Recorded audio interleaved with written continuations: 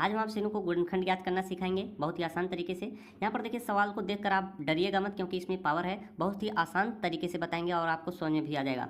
पहला सवाल है, देखिए 6a² फिर b है, प्लस का चिन्ह है, 18ab² है। यहाँ पर देखिए 6 के बाद कुछ भी नहीं लिखा है तो समझ लीजिएगा गुणा का चिन्ह है, यानी 6 गुणे a² फिर गुणे b है, प्लस 18 गुणे a गुणे b² है। इनके बीच में कोई चिन्ह नहीं है तो आप गुणे का चिन्ह मानिएगा। यहाँ तक सभी को समझ में आया।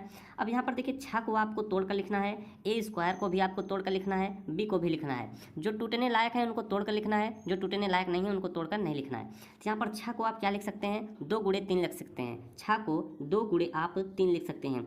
2 तिहाई कितना होता है, 6 होता है। 6 को हमने 2 गुणे 3 लिखा है। यहाँ तक सभी को समझ में आया।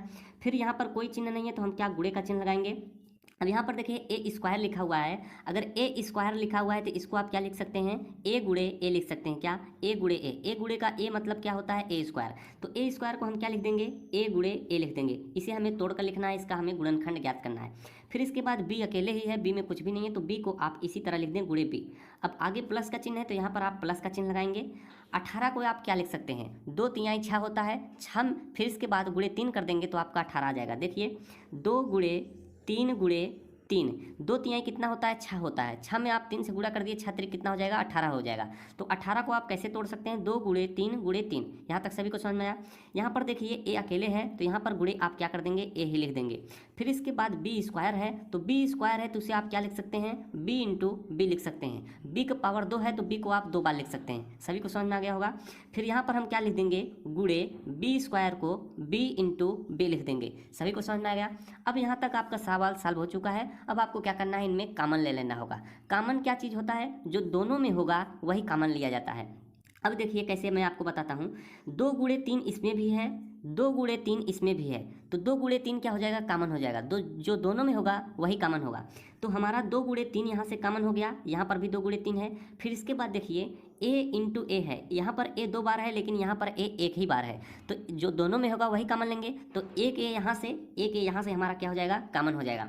फिर इसके बाद देखिए यहाँ पर b है, 1 बार है लेकिन यहाँ पर b 2 बार है, तो हम 1 ही बार लेंगे जो दोनों में होगा। तो b यहाँ पर अकेला और यहाँ पर अकेला, कॉमन हो जाएगा। तो आपका कॉमन कितना निकल कर आया, 2 गुणे 3 गुणे a गुणे b। तो इसको आप यहाँ पर लिख लें, 2 गुणे 3 गुणे a गुणे b।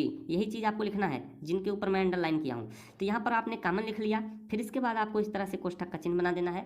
अब आप इन्हीं में से यही चीज़ कॉमन लिए हैं, 2 गुणे 3 गुणे a गुणे b। तो जो चीज़ आप कॉमन लिए हैं वो चीज़ यहाँ पर क्या हो जाएगा, कट हो जाएगा। तो 2 गुणे 3 गुणे a गुणे b, तो 2 गुणे 3 कट हो जाएगा। फिर a है तो a भी कट हो जाएगा, b है तो b भी कट हो जाएगा, यानी कैंसिल हो जाएगा। तो कितना बचेगा, a बचेगा इसमें। तो यहाँ पर आप क्या लिख लेंगे, a लिख लेंगे। फिर इसके बाद प्लस का चिन्ह है, प्लस लगाइएगा। फिर इसमें भी आप क्या कॉमन लिए हैं, 2 गुणे 3 गुणे a गुणे b। तो 2 गुणे 3, तो 2 गुणे 3 इसमें क्या हो जाएगा, कट हो जाएगा। फिर इसके बाद क्या है, a गुणे b है, तो a और b, ये भी a और b क्या हो जाएगा, कट हो जाएगा। तो कितना बचेगा, b ही बचेगा। तो a प्लस कितना हो जाएगा आपका, यहाँ पर देखिए 3 भी बच रहा है। यहाँ पर 2 गुणे 3 कट हो जाएगा, तो यहाँ पर आपका 3 बच रहा है। फिर इसके बाद a गुणे b यहाँ पर है, तो a और b अगर कट हो जा रहा है तो यहाँ पर b बच रहा है। तो 3 इंटू b यहाँ पर बच रहा है क्या, तो 3 इंटू b को आप क्या लिख सकते हैं, 3b लिख सकते हैं। फिर इसके बाद आप इस तरह से ब्रैकेट बंद कर दीजिएगा। अब देखिए आपको क्या करना है, 2 गुणे 3 है तो इसे आप क्या लिख सकते हैं, 2 तिहाई कितना होता है, 6 होता है। a इंटू बी को आप क्या लिख सकते हैं, ab लिख सकते हैं। तो 6 क्या हो जाएगा, ab हो जाएगा। क्या, 6ab। फिर इसके बाद कोष्ठक लगाइएगा, जो कोष्ठक में है उसको उसी तरह लिख देंगे, a धन 3b। यही आपका क्या हो जाएगा, गुणनखंड हो जाएगा।